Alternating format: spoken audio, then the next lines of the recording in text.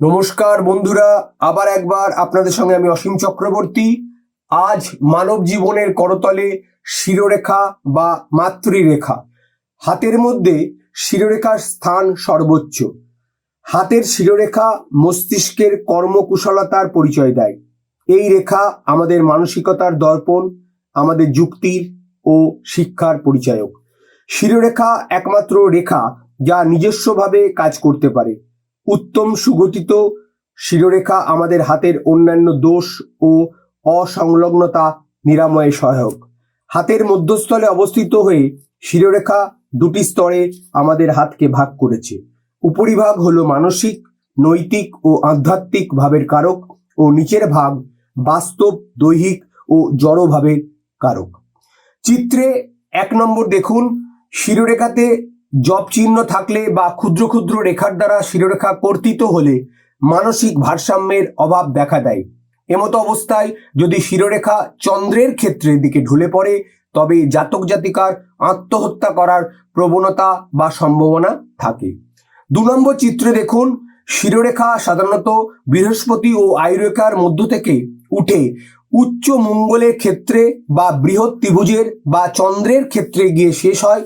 যদি এই রেখা বৃহস্পতির ক্ষেত্র থেকে উঠে আয়ু রেখাকে স্পর্শ করে উচ্চ মঙ্গলের ক্ষেত্র বা চন্দ্রের ক্ষেত্রে যায় তবে সে রেখার গতি সবচেয়ে উত্তম হবে। চিত্র 3, যদি আয়ুরেখা ও শিরোরেখার মধ্যে কিছুটা ফাঁক থাকে তবে নিজের উপর আস্থা ও বুদ্ধিমত্তার পরিচয় পাওয়া যায়। যদি ফাঁক খুব বেশি হয় তবে জাতক অতিরিক্ত মাত্রায় আত্মম্ভরী হয়ে থাকে।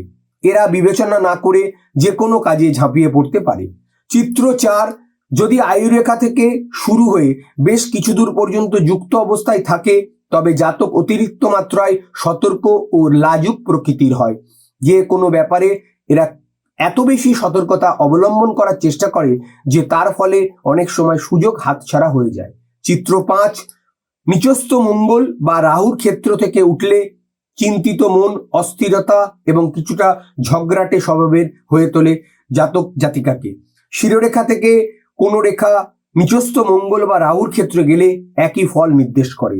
যদি শিরোরেখা শুরুতে কিছুটা সরল রেখার যায় এবং পরে বেঁকে নিচের দিকে যায় তবে বাস্তবতা ও চিন্তাধারার মধ্যে একটি দ্বন্দ্ব নির্দেশ করে।